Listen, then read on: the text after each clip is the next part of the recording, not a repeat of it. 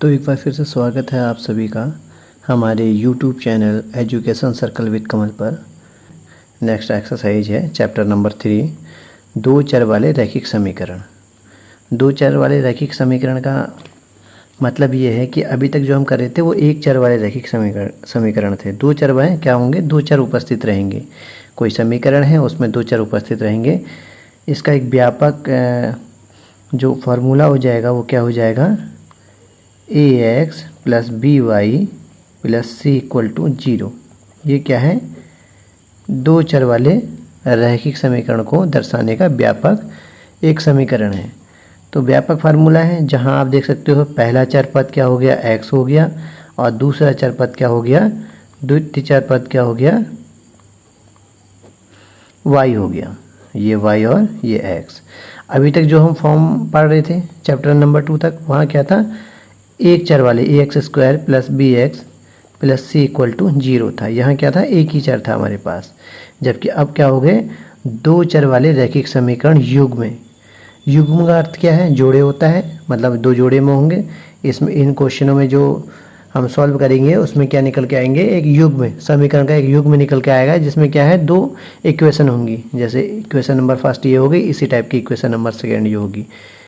चलिए देखते हैं क्वेश्चन। यहाँ कह रहा है आफ्ताब अपनी पुत्री से कहता है 7 वर्ष पूर्व मैं तुमसे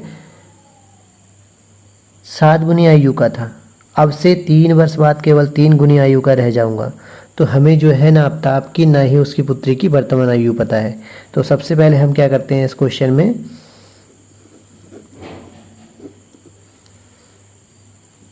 मान लेते हैं, माना आफ्ताब की वर्तमान आयु, वर्तमान आयु क्या मान लेंगे? x वर्ष है। सिंपल सा फंडा है। और उसकी पुत्री की, आफ्ताब की पुत्री की वर्तमान आयु बराबर हमने y वर्ष मान लिया।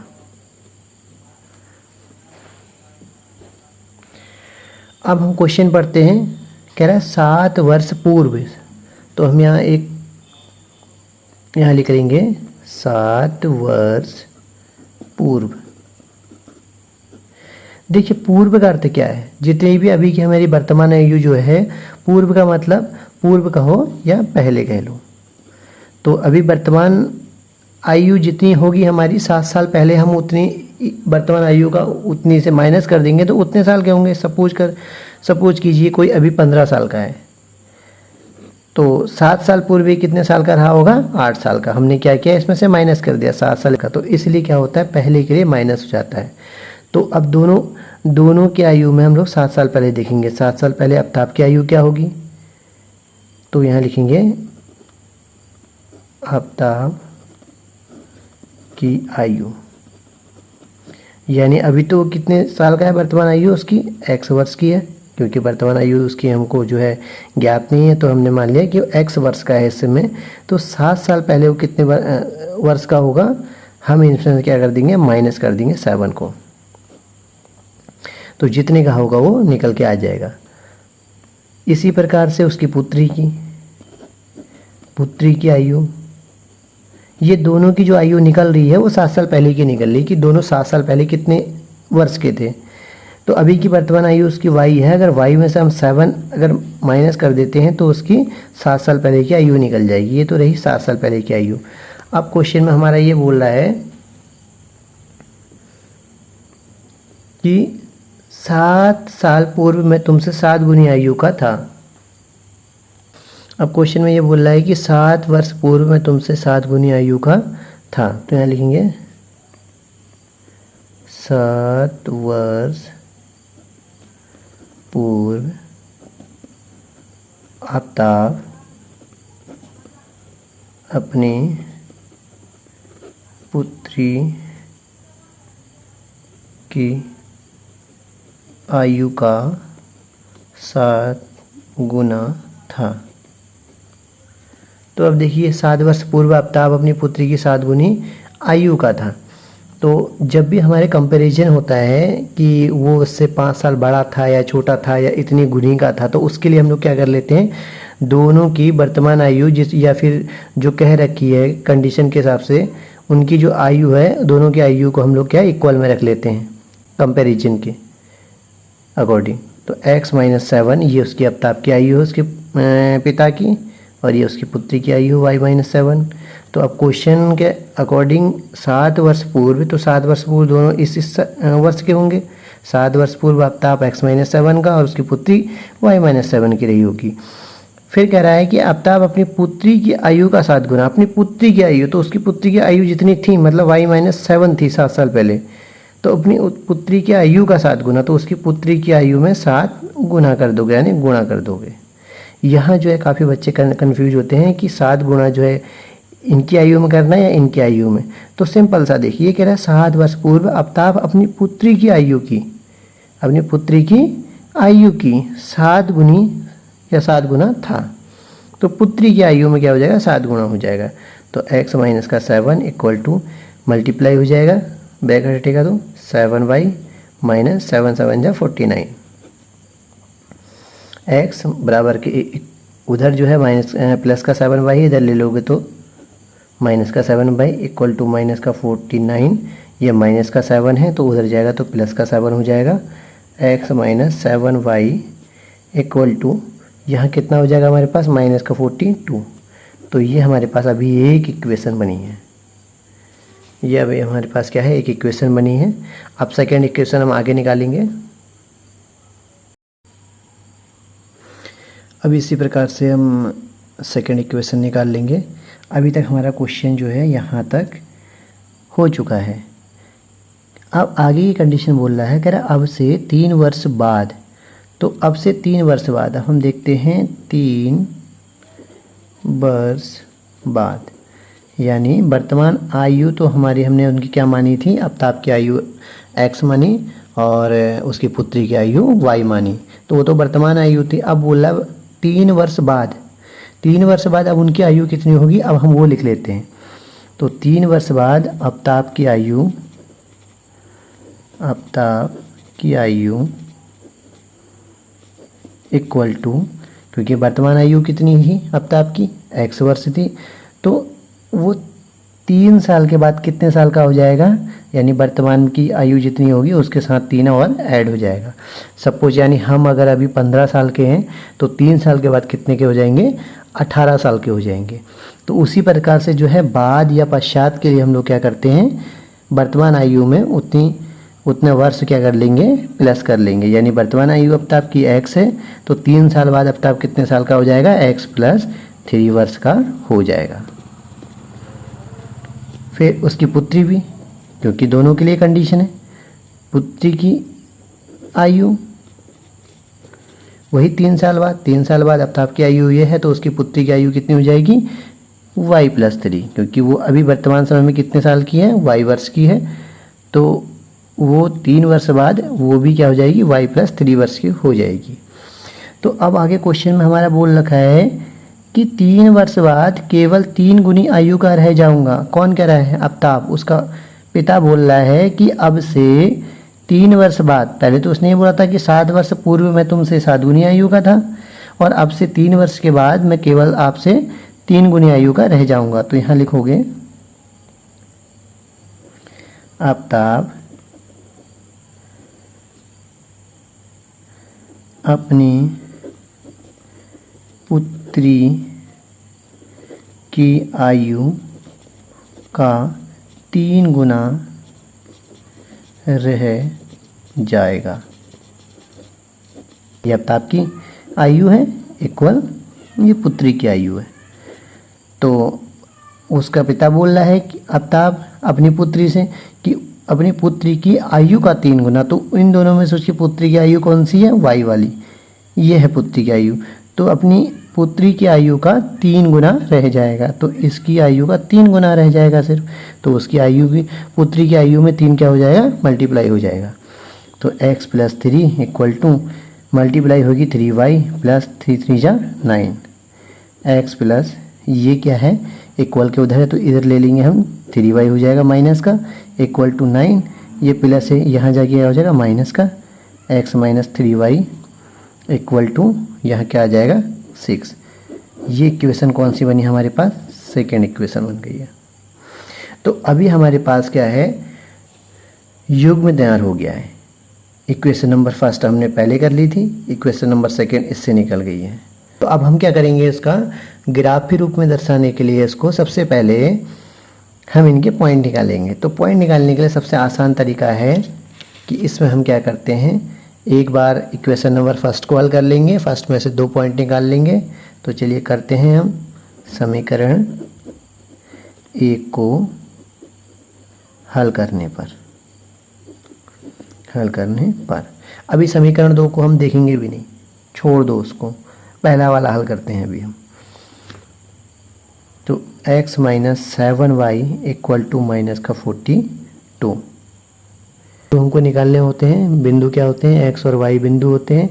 तो हम लोग इसमें क्या करेंगे, सबसे पहले वैल्यू रख लेंगे, मान लेंगे, माना x इक्वल टू 0 रखने पर। अब यहाँ पे कोई क्राइटेरिया नहीं होता है या कोई ऐसा फिक्स नहीं होता है कि x का मान हमको क्या रखना है। आप अपनी इच्छा से कुछ भी रख सकते हैं। x 0 रख दिया, यहाँ पे आप 2 रखो, 4 रखो, कोई ऐसी संख्या रखो जिससे आपकी वैल्यू जो है भिन्नात्मक रूप में ना आए, ऐसी कोशिश करेंगे, या फिर पॉइंट में ना आए। तो पहले हमने 0 रख दिया x की वैल्यू, तो ये 0 हो गया। Minus 7y equal to minus का 42। 0 तो 0 ही है, माइनस होगा तो 7y बचेगा इक्वल टू माइनस का 42, माइनस से माइनस कैंसिल हो जाएगा। तो 7 तो y इक्वल टू 42 अपॉन, यहाँ मल्टीप्लाई में था 7, यहाँ आएगा तो डिवाइड में आ जाएगा, 7 संग कितना हो जाता है 42 हो जाता है। तो y इक्वल टू कितना हो गया 6। तो हमारे पास यहाँ बिंदु जो पॉइंट बना है हमारे पास, वो क्या बन गया, हमने x की वैल्यू क्या रखी, 0 रखी, x की वैल्यू 0 रखी, तो y की वैल्यू हमारे पास क्या आई, 6 आई। क्योंकि बिंदु हमको पता है क्या होता है, x और y होता है। x की वैल्यू पहले लिखी जाती है, फिर y की वैल्यू लिखी जाती है। x 0 रखने पर हमारे पास y कितना आया, 0,6 आया। तो इसी प्रकार से इसमें हम लोग एक और बार रखेंगे दूसरा पॉइंट निकालने के लिए। तो फिर से रख लेते हैं, माना y बराबर हम यहाँ 2 रख लेते हैं या 3 रख लेते हैं, कुछ भी रखो, आपकी इच्छा है, 2 रखो, 3 रखो, लेकिन जो भी रखो कुछ ऐसी वैल्यू निकालने की कोशिश करो कि वो पॉइंट में ना आए, हमारी दशमलव में ना आए या भिन्नात्मक रूप में ना आए। तो x का x ही रहेगा यहाँ, 7 इंटू वाई की जगह 3 रख देंगे इक्वल टू माइनस का 42। तो x माइनस 7 कितना हो जाएगा 21 इक्वल टू माइनस का 42। x इक्वल टू माइनस का 42, माइनस उधर जाएगा तो प्लस का 21 हो जाएगा। तो हमारे पास यहाँ कितना बचेगा, माइनस प्लस माइनस, माइनस का 21। तो हमारे पास दूसरा पॉइंट कितना आ गया, बिंदु B। ये जो P था इसको ये मानो ये A बिंदु है, ये बिंदु B क्या निकल गया हमारे पास, पहले x की वैल्यू लिखी जाती है, तो x की वैल्यू कितनी आई, माइनस का 2, और y की वैल्यू कितनी रखी थी हमने 3, तो ये 3 आ गई। तो 2 पॉइंट निकल गए। देखिए अब इससे दूसरे समीकरण से भी इसी प्रकार 2 पॉइंट निकाल लेंगे। तो समीकरण 2 को हल करने पर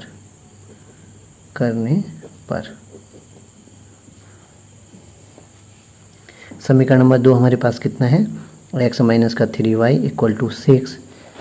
जो हमने इक्वेशन नंबर फर्स्ट में किया था, जिस प्रकार 2 बिंदु निकाले, उसी प्रकार से हमको इक्वेशन नंबर 2 में भी निकालने हैं। यहाँ पर भी वही x इक्वल टू 0 रखने पर मान लेते हैं कि 0 रख लिया हमने, तो 0 रखा, 3y इक्वल टू 6, माइनस का 3y equal to 6, y equal to minus 6 into में 3 है तो यहाँ के डिवाइड में जाएगा, 3 1 जा 3, 3 2 जा 6, माइनस का y इक्वल टू 2। तो y की वैल्यू कितनी आ जाएगी, माइनस का 2। दोनों पक्षों में माइनस से आप मल्टीप्लाई कर देंगे, मल्टीप्लाई करने में क्या आ जाएगा, y की वैल्यू 2 आ जाएगी। तो हमारे पास बिंदु जो है C नंबर क्या बना, हमने x की वैल्यू क्या रखी, 0 रखी, तो y की वैल्यू कितनी बन गई, माइनस का 2। y इक्वल टू इसी समीकरण में y की जगह हम कोई वैल्यू रख लेंगे। सपोज करो कि हम 1 रख लेते हैं। 1 रखने पर तो x माइनस 3 इंटू वाई की जगह में हम क्या रखेंगे, 1 रखेंगे इक्वल टू 6। x माइनस 3 1 जा 3 इक्वल टू 6। तो x इक्वल टू 6 माइनस का उधर जाके प्लस का हो जाएगा, x इक्वल टू 9। तब हमारे पास बिंदु क्या हो जाएगा, बिंदु D क्या हो जाएगा, x की वैल्यू 9 आई हमारे पास, जब हमने y की वैल्यू कितनी रखी थी, 1 रखी थी। तो हमारे अब हम बिंदु को एक साइड लिख लेंगे। तो हमने बिंदु को यहाँ लिख लिया A B C and D। Equation solve करके हमारे पास जो आई, अब हमको यहाँ इसको हम ऐसे भी लिख सकते हैं, x और y।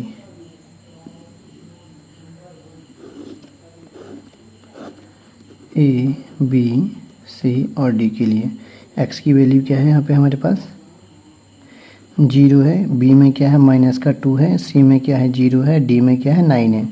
इसी प्रकार से y 6 है, b में y क्या है 3 है, c में y क्या है -2 और 1। तो इन बिंदुओं को हम लोग ग्राफ में करते हैं। तो आइए अब हम इनको जो है ग्राफ में ड्रॉ कर लेते हैं, जो हमारे पास बिंदु निकले हैं इक्वेशन से।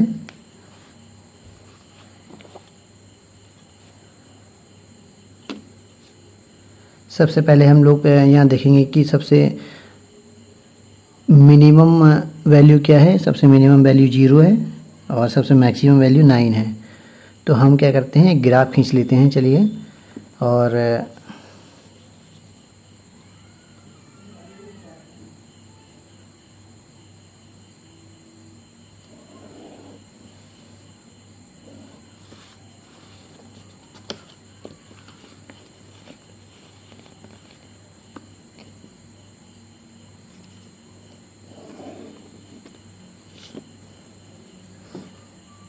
ये x अक्ष होता है, x dash, y dash, y अक्ष होता है। इसमें मैं लाइन जो है पेन से ड्रॉ कर रहा हूँ, लेकिन आपको पेंसिल से ड्रॉ करनी है लाइन।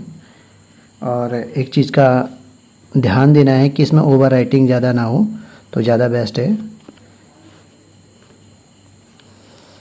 अब हम यहाँ पे क्या करेंगे, पॉइंट रख लेंगे। हमारा पॉइंट मैक्सिमम 9 तक है। अगर 1 2 3 4 5 6 7 करके रखेंगे तो 9 तक नहीं आ पाएगा।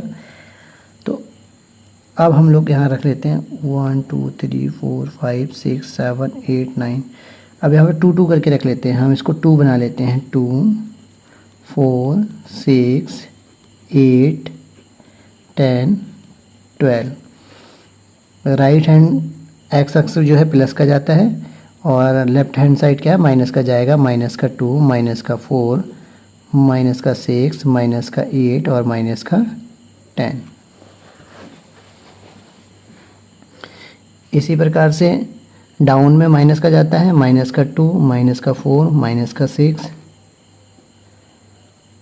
-8 -10 -12। सॉरी ऊपर प्लस का जाएगा, 2 4 6 8 10 और 12। इस तरीके से हमें जो है नंबरिंग कर लेनी है ग्राफ पेपर में। एक आपको जो है स्केल और पेंसिल की मदद से, आपको इसमें पेंसिल ही यूज करनी है। यहाँ मैं पेन इसलिए यूज कर रहा हूँ क्योंकि पेंसिल दिखाई नहीं देगी वीडियो में।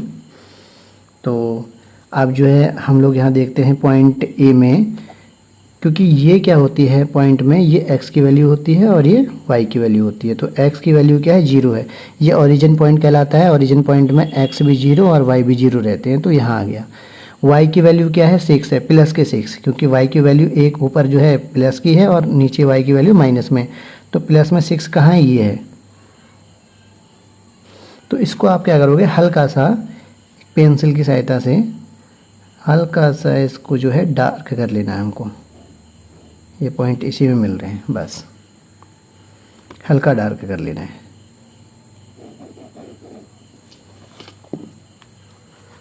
अब पॉइंट अगला देखते हैं। पॉइंट बी का है -2 और 3। बी बी में जो है ये माइनस का 2 एक्स का पॉइंट है, तो एक्स में ढूंढेंगे माइनस का 2, एक्स में इधर इस साइड में माइनस का होगा, ये 2 आ गया। और फिर y का देखेंगे तो y का 3 है, तो y में प्लस का 3 यानी ये 4 है। तो एक एक जो है बॉक्स कितने का बना होगा, 4 है तो यहाँ 5 होगा, ये 6 हो गया, तो यहाँ 5 है, तो हमको कितना चाहिए, 3 चाहिए। तो 2 के बाद 3 कहाँ आ जाएगा, यहाँ आ जाएगा हमारे पास, तो 3 यहाँ आ गया। अब हम इससे क्या होंगे, आगे बढ़ेंगे, यहाँ से डॉट डॉट की लाइन लेते हुए आगे जाएंगे, और इसी प्रकार से यहाँ से भी डॉट की लाइन लेते हुए आगे की ओर इसको बढ़ाएंगे, आगे और ड्रॉ करेंगे। तो ड्रॉ में जहाँ ये क्रॉस करेगा तो क्रॉसिंग बिंदु, यहाँ बिंदु में क्या लिख देंगे, बी पॉइंट लिख देंगे माइनस का 2 और 3। इसी प्रकार से सी में आप 0 देखते हैं तो 0 यहीं आएगा। y का मान जो है माइनस का 2 है, तो माइनस का 2y इस साइड है, तो ये थोड़ी डार्क कर देंगे हम, इस लाइन को भी हल्का सा डार्क कर देते हैं, वैसे आप पेंसिल से कर दीजिएगा। उसके बाद डी पॉइंट में क्या है, x की वैल्यू 9 है। डी पॉइंट में हम चलते हैं, x की वैल्यू, x कौन सा है, x क्वाड्रेंट ये वाला है, पूरी लाइन ये वाली है, प्लस की वैल्यू है 9, तो प्लस की वैल्यू 9 कहाँ जाएगी, 8 है, यहाँ कहीं, यहाँ बीच में क्या आएगा, 9 आएगा। और y की वैल्यू कितनी है, 1 है, तो प्लस का 1 कहाँ जाएगा हमारे पास, यहाँ, क्योंकि यहाँ से 0 से यहाँ 1 है, यहाँ 2 है, तो यहाँ आ जाएगा।